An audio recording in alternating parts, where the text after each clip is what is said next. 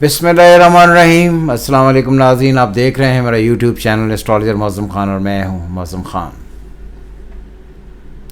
एक मरतबा फिर पीटीआई ने कॉल दी है जी 14 अक्टूबर को इस्लामाबाद जाने की और डी चौक जाने की। प्लानिटरी कंडीशन मुलाहिज़ा फरमाएं।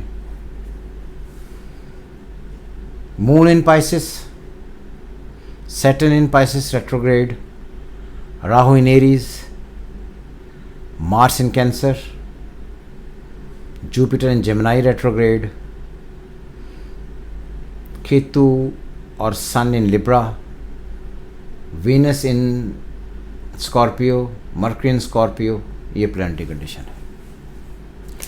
और ये बात याद रहे कि जब भी मैं ये वीडियो बनाता हूँ कि ये दिन कैसा रहेगा, तो पीटीआई वाले जो हैं वो ये समझते हैं शायद ये मेरी वजह से जो सर्कमस्टांसेस ये हो रहे हैं।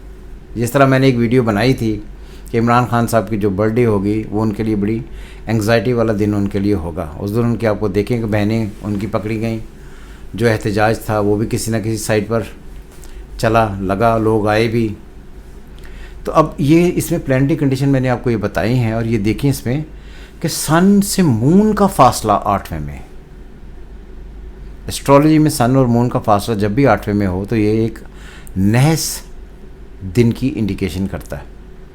और मून के साथ सैटर्न इन कंजंक्शन है और सन के साथ केतु इन कंजंक्शन है। क्या बात।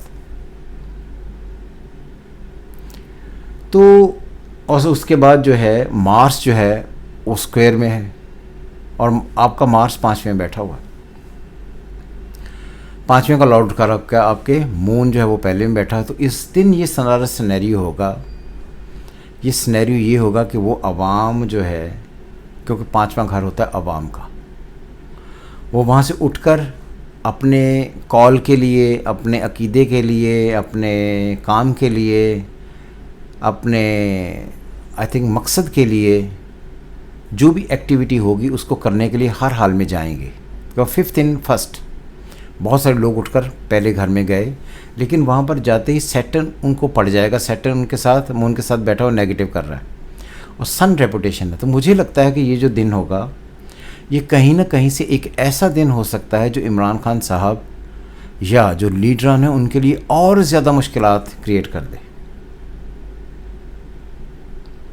और जिस मकसद के लिए वो जा रहे हैं वो शायद वो उस तरह से पूरा ना हो। और ये बात भी याद रहे कि जब भी हम कोई मकसद हासिल करते हैं, सियासी मकसद, तो उसके लिए हमें वीनस पढ़ना पड़ता है। वीनस इन स्कॉर्पियो जिसका lord Mars squared by Rahu. तो ये जो सियासी मकसद लेने के लिए जाएंगे ये पूरा नहीं होगा। तो आई थिंक ये डे उन्होंने जो चुने हैं ये डे कोई बहुत ही ज़्यादा अच्छे नहीं हैं। अगर फ़र्ज़ करें कि उस दिन उन्हें ये लगे पीटीआई वालों को कि 14 जो है वो उनके लिए थोड़ी सी टेम्परेरी बेसिस पर फेवर कर गई है, तो नेक्स्ट डे फिर 15 और 16 वर्स्ट होंगे।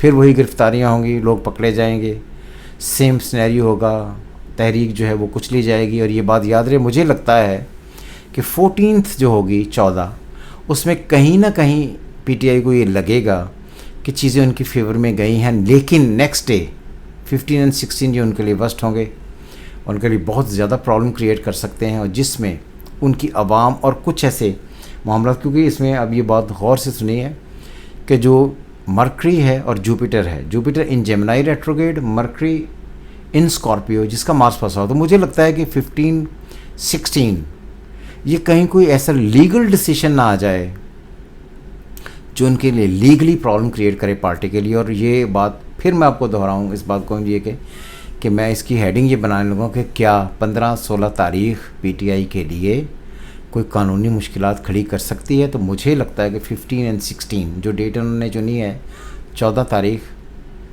एहतजाज के लिए, 15-16 इनके लिए बहुत भारी डेट पड़ेंगी। और लगता है कि कहीं ना कहीं से कोई कानूनी ऐसा नुक्ता, ऐसे मामलात, ऐसी चीज़ इनके लिए सामने आ जाएगी जो इनकी आवाम के लिए शायद जैसे हम कहते हैं ना अनएक्सेप्टेबल हो।